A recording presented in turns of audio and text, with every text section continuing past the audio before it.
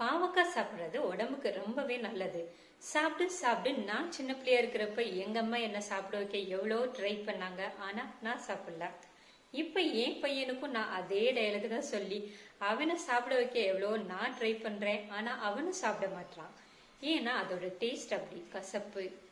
இந்த டேஸ்ட் பிடிக்காதவங்க நிறைய பேர் இருக்காங்க. அவங்களெல்லாம் எப்படி சாப்பிட வைக்கிறது? வாங்க வீடியோக்குள்ள போலாம். வணக்கம், நான் உங்கள் லாவண்யா.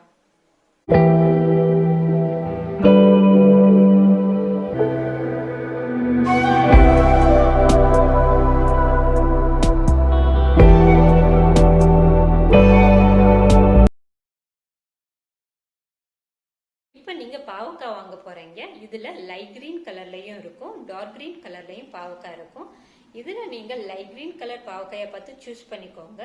ஏன்னா டார்க் கலர் கிரீன் பாவக்காயை விட லைட் கலர் கிரீன் பாவக்காயில தான் கசப்பு கம்மியா இருக்கும்.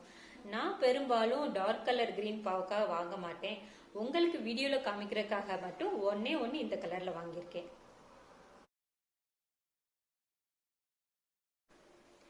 பாவக்காய் சமைக்கிறப்ப பாவக்காயில உள்ள கொட்டையெல்லாம் எடுத்துட்டு சமைங்க, இல்லாட்டினா ரொம்ப கசக்கும்.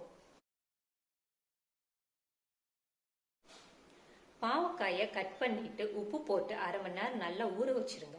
அதுக்கப்புறமா எடுத்து 2-3 தடவை நல்லா வாஷ் பண்ணிட்டு சமைச்சு பாருங்க, கசப்பு கம்மியா இருக்கும்.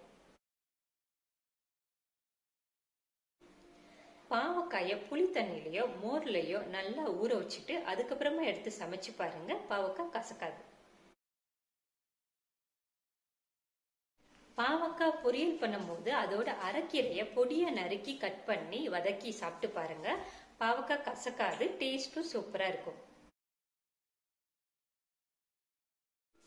பாவக்காயோட மாங்காயும் சேர்த்து குழம்பு வச்சு சாப்பிட்டு பாருங்க, விரும்பி சாப்பிடுவீங்க, டேஸ்டும் ரொம்பவே சூப்பரா இருக்கும்.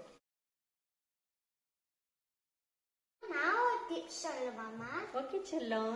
அம்மா சொல்றாங்க பாவக்காய் குழம்போ பொரியலோ வைக்காதீங்க. பாவக்காவை ரவுண்ட் ரவுண்டா இந்த மாதிரி கட் பண்ணிக்கோங்க.